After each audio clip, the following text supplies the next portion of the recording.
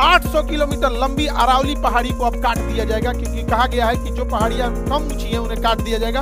अरावली पहाड़ी जो है वो 93% ऐसी पहाड़ियां हैं जो 100 मीटर से कम नीचे है। भैया वहां तो दुनिया की सबसे पुरानी पहाड़ है, 2.5 साल पुरानी पहाड़ है, वहां पे उसके 93% पहाड़ों को काट कि हमें भी शेड्यूल 6 दो, कि जब तक हम परमिशन न देंगे कि कौन सा पहाड़ खोदना है, कहाँ पे माइनिंग करनी है, कहाँ होटल बनाना है, कहाँ इंडस्ट्री बनाना है, यहाँ सेंट्रल का नियम नहीं चलेगा, शेड्यूल 6 चलेगा। अब पूर्वोत्तर भारत के लिए रिजर्वेशन, पूर्वोत्तर भारत के लिए, पूर्वोत्तर भारत भी बहुत पिछड़ गया, असम, मेघालय, त्रिपुरा, मिजोरम, वो सब एरिया पिछड़ गए थे, तो उनके लिए भी शेड्यूल 6 रख दिया गया। अब शेड्यूल 6 क्या कहता है, सुनो ध्यान से, अल्लाह नहीं करोगा कोई, तो अभी प्रभुता मेरी हाथ में है। यहाँ ये राज्य काफी पिछड़ गए थे और यहाँ पर खनिज संपदा, नेचुरल रिसोर्सेज बहुत ज्यादा थे। इन लोगों का कहना था कि हमारा संविधान में हमारा विदोहन कर दिया जाएगा, बड़ी कंपनियों को भेज देंगे, हमारा जनसंख्या कम है तो संसद में हमारा प्रतिनिधि नहीं रहेगा, कहीं हमारी कोई बात नहीं सुनेगा, तो हम तो बर्बाद हो जाएंगे। तब अंबेडकर साहब कहे कि ना ना ना, बर्बाद नहीं हो गया। शेड्यूल 6, शेड्यूल 6 मतलब अनुसूची 6, शेड्यूल 6 में कहा गया है कि जो जो राज्य शेड्यूल 6 में आएगा, असम, मेघालय, त्रिपुरा, मिजोरम, असम, मेघालय, त्रिपुरा, मिजोरम, असम, मेघालय, त्रिपुरा में, तो इस एरिया में किसी कंपनी को, किसी होटल को, किसी फैक्ट्री को, बड़ी कंपनी को अगर जमीन खरीदना है तो वहां के लोकल लोगों का नियम चलेगा, न कि वहां संसद का नियम या supreme court, high court, district court का चलेगा। वहां के लोकल लोग अगर इन्वायरमेंट क्लियरेंस देंगे तो चलेगा, अदरवाइज में नहीं चलेगा।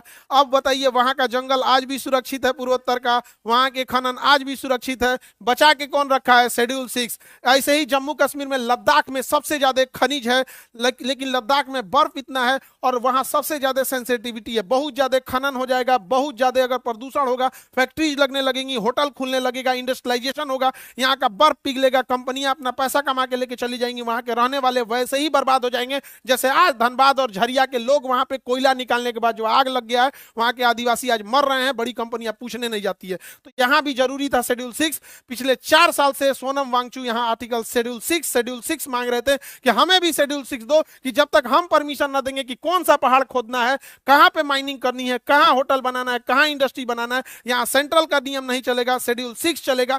4 साल तक उस इंसान की कोई बात नहीं सुनी।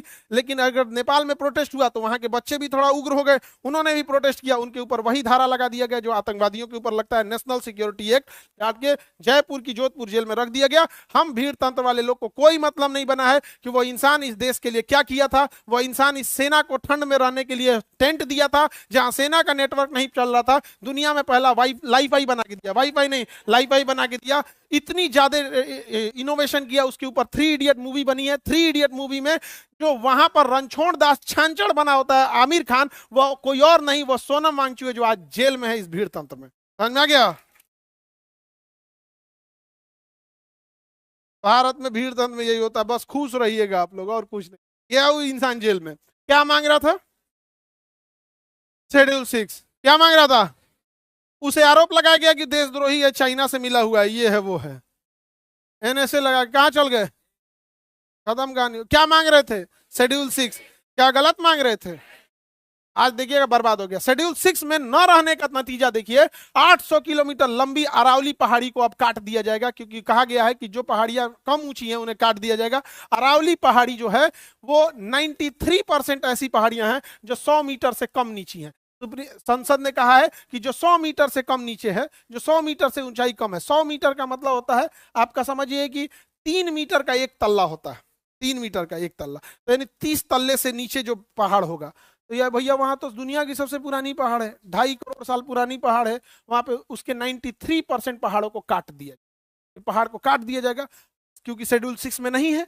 अब वहां के लोकल लोग का चलेगा नहीं। अब इस थार मरुस्थल से उड़ने वाला बालू दिल्ली को बना देगा बालू का कटोरा, यहाँ सब ध्वस्त हो जाएगा, और यहां से उड़ने वाला बालू हिमालय पर्वत पे जाके जम जाएगा। हिमालय पर्वत पे जब जमेगा वह बालू, तो वहां पे वो गर्मी को सोख लेगा। अभी पर्वत पे बर्फ है, तो जो धूप आता है तो शीशे की तरह चमक के निकल जाता है, बर्फ कम पिघलती है, लेकिन बालू की जब एक लेयर आ जाएगी तो बालू बड़ी जल्दी गर्म होता है। भूजा भूजने के लिए बालू का यूज किया जाता है।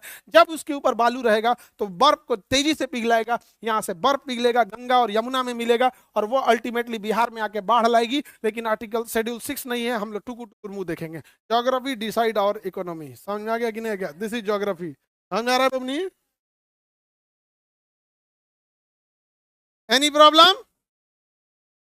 आप लोग को समझ में आता है? तो बताइए शेड्यूल 6 अच्छा है कि नहीं है? तो चारे राज्य को सोनम वांगचुक क्या मांग रहे थे? शेड्यूल 6, शेड्यूल 6 ये भी नहीं किया किसी को। गया जेल में तो जेल में गए, हम लोग को क्या मतलब है? नहीं समझे? हम लोग में क्या भीड़ तंत्र में क्या खराबी होती है? भीड़ चाहती है उनके लड़ाई, उनके लिए कोई लड़ाई लड़े, लेकिन भीड़ तंत्र की खराबी, वो फंसेगा तो भीड़ उसके लिए नहीं आएगी। समझ में आ गया?